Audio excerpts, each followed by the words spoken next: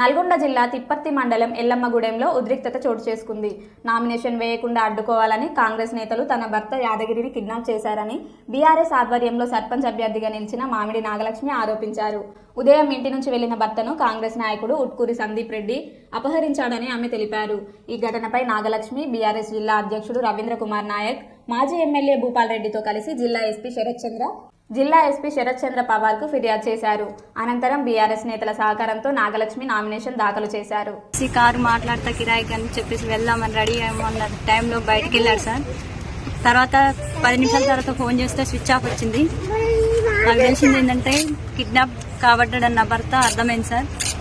నేను 9-10:30 దాకా ఒక్కదాన్నే భయపడుకుంటూ ఉన్నాను సార్. విత్ ప్రొటెక్షన్ కావాలని నేను ఎంపీటీసీ గారికి ఫోన్ చేశాను. తర్వాత ఎమ్మెల్యే గారు భూపాల్ రెడ్డి సార్ గారు నన్ను టైం పొద్దున 9 గంటలకు తీసుకుపోయిన నా భర్తని ఇంతవరకు నాకు తెలియదు, ఎక్కడున్నాడో కూడా తెలియదు సార్. నా భర్త బతుకుండా కూడా తెలియదు నాకు. మరి ఇలాంటి పరిస్థితిలో కాంగ్రెస్ వాళ్ళని నేను అనుకుంటున్నాను, బీసీ అభ్యర్థిగా సర్పంచ్గా నేను నామినేషన్ వేయకూడదా? ఒక బీసీ బిడ్డగా నేను నామినేషన్ వేయకూడదా? ప్రజాపాలన రాజ్యం అంటారు. ప్రజాపాలన ఎక్కడుందని నాకు అర్థమవుతుంది. ఈ స్వతంత్ర భారతదేశంలో ఒక స్త్రీగా నేను ఏం ముందుకు పోగలను? ఇట్లా నా భర్తని కిడ్నాప్ చేస్తే నేను ఒక్కదాన్ని బయటకు వెళ్ళలేనని ఆ భర్తని కిడ్నాప్ చేయడం ఏంది?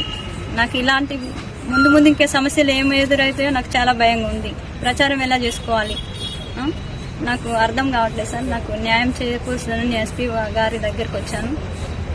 నాకు సెక్యూరిటీ కల్పించాలి సార్. నాకు ప్రాణహాని భయం ఉంది. నాకు, నా భర్తకు, నా పిల్లలకు సెక్యూరిటీ కల్పించాలి.